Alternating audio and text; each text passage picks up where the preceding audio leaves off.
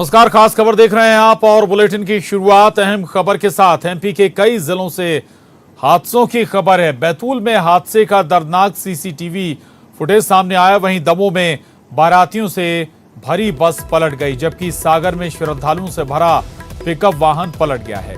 हादसे में कई लोग जख्मी हुए हैं। तो आज हादसों का दिन रहा। अलग अलग जगहों से हादसे की तस्वीरें सामने आई। पहली तस्वीर बैतूल से, जहां एक बाइक सवार को ट्रक ने रौंद दिया। बाइक सवार गिर गया और पीछे से आ रहे ट्रक ने उसे रौंद दिया। बैतूल से ये तस्वीरें सामने आई हैं। वहीं दमोह से भी तस्वीरें हैं। दमोह में भी एक बस पलट गई। सागर में भी एक हादसा हुआ। तो अलग अलग शहरों की ये तस्वीरें हैं।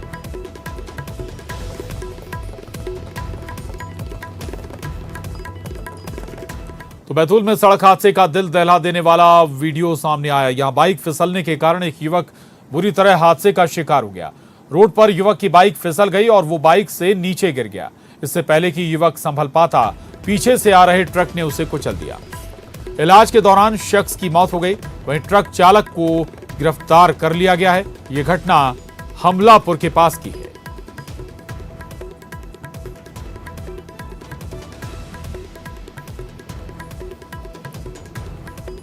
खबर दमोह से, जहां बारातियों से भरी यात्री बस पलट गई और करीब 6 लोग जख्मी हो गए। खेरी जमुनिया से मड़कोले जा रही थी ये बारात और हटा थाना क्षेत्र के भटिया के पास की ये घटना है, जहां पर ये बस हादसे का शिकार हो गई। बस पलट गई। करीब आधा दर्जन लोग इसमें जख्मी हो गए हैं। बारातियों से ये बस भरी हुई थी और इसी दौरान हादसे का शिकार हुई है। खेरी जमुनिया से मड़कोले जा रही थी ये बारात, इसी बीच हादसे का शिकार हुई। हटा थाना क्षेत्र के भटिया के पास यह घटना घटी है। तस्वीरें देख रहे हैं आप। बस पलट गई और आधा दर्जन लोग बताया जा रहा है कि इस हादसे में जख्मी हो गए हैं। इस हादसे की वजह क्या रही, ये साफ नहीं है। और अब खबर सागर से। सागर में NH 44 पर पिकअप वाहन पलट गया। हादसे में एक महिला की मौत हो गई है, जबकि 24 से ज्यादा लोग घायल हो गए हैं। घायलों को इलाज के लिए देवरी और सागर में भर्ती कराया गया है। कार्तिक पूर्णिमा को लेकर ये लोग बरमान घाट स्नान करने जा रहे थे। बताया जा रहा है कि सड़क पर अचानक गाय आ गई और गाय को बचाने के चक्कर में पिकअप वाहन पलट गया। ये बड़ी खबर, अहम खबर सागर से, जहां NH 44 पर पिकअप वाहन पलटने से हादसा हो गया। एक महिला की मौत भी हो गई।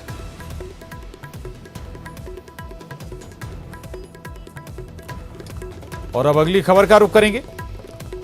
अगली खबर, जनप्रतिनिधियों की बैठक में अधिकारियों के नहीं आने पर पंचायत और ग्रामीण विकास मंत्री TS सिंहदेव काफी खफा हैं। ऐसे अधिकारियों को लेकर मंत्री सख्ती बरतने के उन्होंने निर्देश दिए। उन्होंने कहा कि जवाबदेही निर्धारित करने के लिए अधिकारियों पर नियंत्रण जरूरी है। इसको लेकर कई शिकायतें मिली हैं।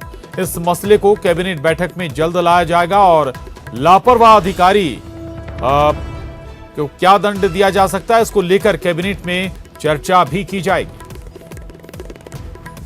पंचायतों में जिस तरह से पंचायत में तीनों स्तर के लिए कह रहा हूं, अधिकारियों की उपस्थिति होनी चाहिए, हो पा रही है, नहीं हो पाती। उसको सुनिश्चित करने के लिए हमको, ये मेरे से ही चालू होगा क्योंकि इस विभाग का मैं माननीय मुख्यमंत्री जी ने जवाबदारी सौंपी है, तो इसको हमको सुनिश्चित करना होगा और अन्य विभाग भी इसमें जुड़े हुए हैं कि हमारी बैठकों में जो अधिकारी जिनका दायित्व बनता है कि पंचायत में कौन आएंगे तो उनको आना चाहिए। और उसमें एक सुझाव ये भी है कि अधिकारी अगर आपके बुलाने पे बैठक में नहीं आते हैं तो उनके ऊपर अर्थदंड भी लगाया जा सकता है क्या। ये अंततः ये कैबिनेट पे जाएगी बात, वहां पर ये निर्णय होना है। माननीय मुख्यमंत्री जी भी इसका अवलोकन करेंगे। लेकिन आधिकारिक तंत्र के ऊपर भी नियंत्रण, अगर जनप्रतिनिधियों को कारगर रूप से काम करना है तो ये बहुत। खबर कोरबा से। कोरबा में न्यूज 18 की खबर का बड़ा असर हुआ, जहां गंभीर बीमारी से पीड़ित 2 साल की सृष्टि की मदद के लिए SCCL कंपनी आगे आई है। कंपनी प्रबंधन ने बच्ची के इलाज के लिए 16 करोड़ रुपए का चेक दिया। कंपनी की मदद के बाद सृष्टि के पिता सतीश कुमार ने न्यूज 18 का आभार जताया। कोरबा में न्यूज 18 की खबर का बड़ा असर हुआ है। 2 साल की मासूम बच्ची सृष्टि रानी की खबर को प्रमुखता से दिखाने के बाद SECL प्रबंधन मासूम के इलाज के लिए आगे आया। प्रबंधन ने बच्ची के इलाज के लिए 16 करोड़ रुपए का चेक देकर सराहनीय पहल की है। मासूम सृष्टि रानी के पिता सतीश कुमार रवि ने न्यूज 18 का आभार जताया है। आज मेरी बेटी सृष्टि रानी के इलाज के लिए हमारे SECL प्रबंधन के द्वारा 16 करोड़ का चेक दिया गया है, जिसमें न्यूज 18 का एक अहम योगदान रहा है, जिसके लिए हम उसका न्यूज 18 का बहुत बहुत धन्यवाद करते हैं। दीपका कोयला क्षेत्र में कार्यरत ओवरमैन सतीश कुमार रवि की बेटी सृष्टि स्पाइनल मस्कुलर एस्ट्रोफी यानी SMA नामक जानलेवा बीमारी से पीड़ित है। इसका इलाज बेहद महंगा है और इलाज में इस्तेमाल होने वाले इंजेक्शन जेलजेस्मा की कीमत 16 करोड़ रुपए है। सतीश जैसे कर्मचारी को अपनी बच्ची के इलाज के लिए इतनी कीमत पर इंजेक्शन खरीद पाना संभव नहीं था, जिसको लेकर न्यूज 18 ने मदद के लिए खबर को प्रमुखता से दिखाया, जिसके बाद कोल इंडिया ने अपने परिवार की बेटी की जान बचाने के लिए पहल कर सार्वजनिक क्षेत्र के अन्य उपक्रमों और दूसरे संस्थानों के लिए भी एक मिसाल पेश की। SECL प्रबंधन व कोल इंडिया प्रबंधन ने मानवीय दृष्टिकोण अपनाते हुए सृष्टि रानी के इलाज के लिए आवश्यक इंजेक्शन को प्रोक्योर करने के लिए अनुमति प्रदान की है। विदित हो कि भारत सरकार के जो सार्वजनिक उपक्रम है वे इस प्रकार के रेयर डिजीज के प्रकरणों में उनके इलाज के लिए आगे आते रहे हैं। हमारे देश में बेटी बचाओ जैसे अभियान चल रहे हैं। वहीं इस मामले में कोरबा सांसद ज्योत्सना महंत ने प्रधानमंत्री नरेंद्र मोदी, कोयला मंत्री प्रहलाद जोशी और कोल इंडिया के चेयरमैन प्रमोद अग्रवाल का आभार जताया।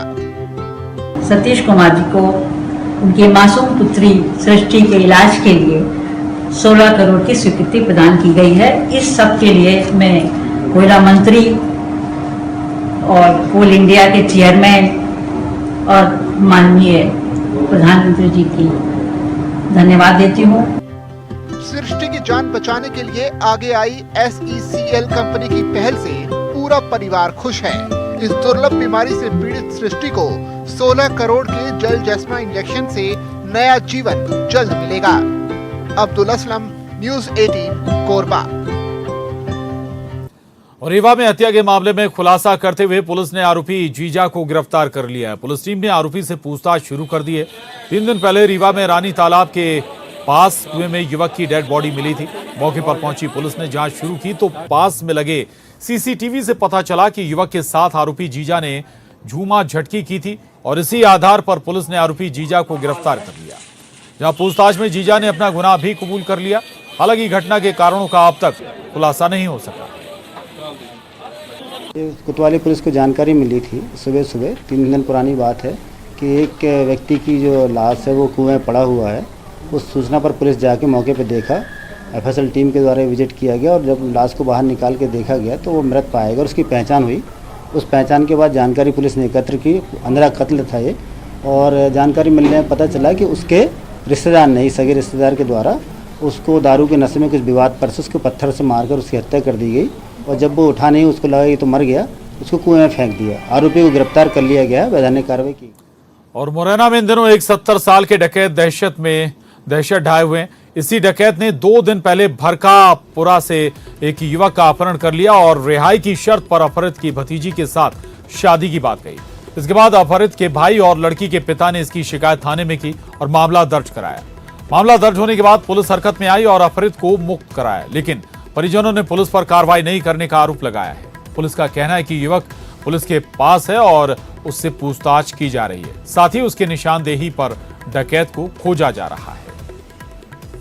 आया है, पुलिस इसमें बारीकी से अनुसंधान कर रही है। जंगल में जो है सर्चिंग हमारी पार्टियां गई थी, उसमें जो है गैंग और जहाँ उसके रहने के स्थान थे वहाँ पे हम लोगों ने जो है सर्चिंग कराया। कल और दिन में रात की हमारी पूरी सर्चिंग चली है और वो जो जिसका अपहरण होने की बात कही जा रही है वो हमारे जो है अभी उसमें है, उससे हम पूछताछ कर रहे हैं और क्या क्या घटनाक्रम हुआ उसके साथ में जो भी वो बताएगा उसके साथ उसकी रिपोर्ट में बताने की कार्रवाई।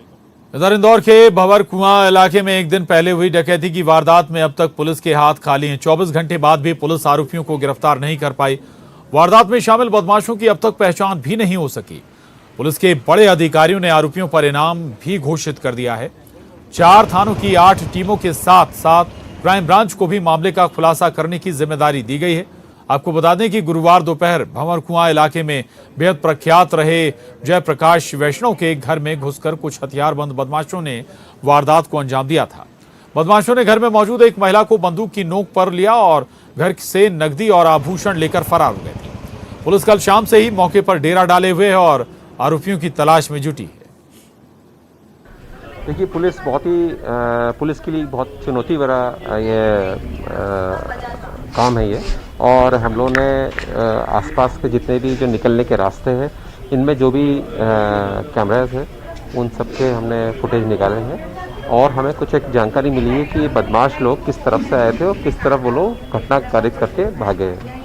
और इसके अलावा ऐसा जो हमें महसूस हो रहा है और ऐसा लग रहा है पूछताछ में कि ये जो भी घटना की है वो उनको मालूम था कि इस घर में सिर्फ महिलाएं हैं, तो हम उस बिंदु पर भी अलग से काम कर रहे हैं। और अभी मेरे पास कोई ऐसी स्थिति नहीं है कि मैं आपको बता पाऊँ कि कब तक ये अपराध होगा, लेकिन हमारा पूरा प्रयास है और मुझे पूरा विश्वास है कि ये बहुत जल्दी हम लोग। और ब्रेक के बाद आपको उत्तर प्रदेश के झांसी लिए चलते हैं, जहां प्रधानमंत्री ने अटल एकता पार्क का उद्घाटन किया है। झांसी किले में पहुंचे हैं प्रधानमंत्री नरेंद्र मोदी और सुनेंगे।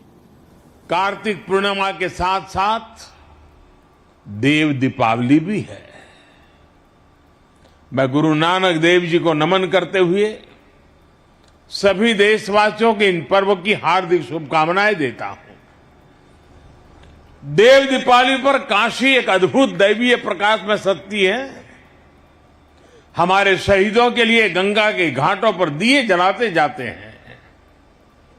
पिछली बार मैं देव दीपावली पर काशी में ही था और आज राष्ट्र रक्षा समर्पण पर्व पर झांसी में हूं।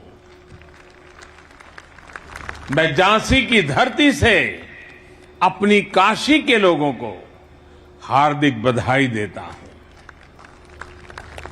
भाइयों बहनों, ये धरती रानी लक्ष्मीबाई की अभिन्न सहयोगी रही वीरांगना झलकारी बाई की वीरता और सैन्य कौशल की भी साक्षी रही है।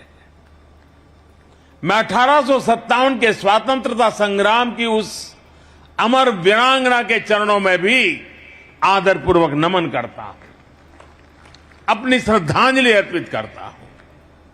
मैं नमन करता हूं इस धरती से भारतीय शौर्य और संस्कृति की अमर गाथाएं लिखने वाले चंदेलों बुंदेलों को, जिन्होंने भारत की वीरता का लोहा मनवाया।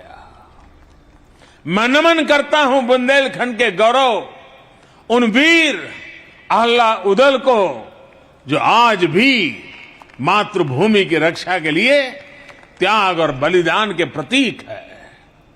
ऐसे कितने ही अमर सेनानी, महान क्रांतिकारी, युग नायक और युग नायिकाएं रही हैं, जिनका इस झांसी से विशेष रिश्ता रहा है, जिन्होंने यहां से प्रेरणा पाई है।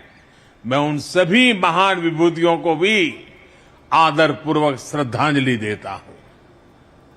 रानी लक्ष्मीबाई की सेना में उनके साथ लड़ने वाले, बलिदान देने वाले आप सब लोगों के ही तो पूर्वज थे। इस धरती की आप सब संतानों के माध्यम से मैं उन बलिदानियों को भी नमन करता हूं, वंदन करता हूं। साथियों, आज मैं झांसी के एक और सपूत मेजर ध्यानचंद जी का भी स्मरण करना चाहूंगा, जिन्होंने भारत के खेल जगत को दुनिया में पहचान दी। अभी कुछ समय पहले ही हमारी सरकार ने देश के खेल रत्न अवार्ड्स को मेजर ध्यानचंद जी के नाम पर रखने की घोषणा की है। झांसी के बेटे का, झांसी का ये सम्मान हम सभी को गौरवान्वित करता है। साथियों, यहां आने से पहले मैं महोबा में था, जहां बुंदेलखंड की जल समस्या के समाधान के लिए पानी से जुड़ी योजनाओं और दूसरी विकास परियोजना के लोकार्पण और शिलान्यास का अवसर मुझे मिला। और अब झांसी में राष्ट्र रक्षा समर्पण पर्व का हिस्सा बन रहा हूं। ये पर्व आज झांसी से देश के रक्षा क्षेत्र में एक नया अध्याय शुरू कर रहा है। अभी यहां 400 करोड़ रुपए के भारत डायनेमिक लिमिटेड के एक नए प्लांट का शिलान्यास हुआ है। इससे यूपी डिफेंस कॉरिडोर के झांसी नोड को नई पहचान मिलेगी। झांसी में एंटी टैंक मिसाइल के लिए उपकरण बनेंगे, जिनसे सीमाओं पर हमारे जवानों। तो झांसी में है प्रधानमंत्री नरेंद्र मोदी, सुन रहे थे आप। और बुलेटिन में बस इतना ही। खबरों का सिलसिला लगातार जारी है।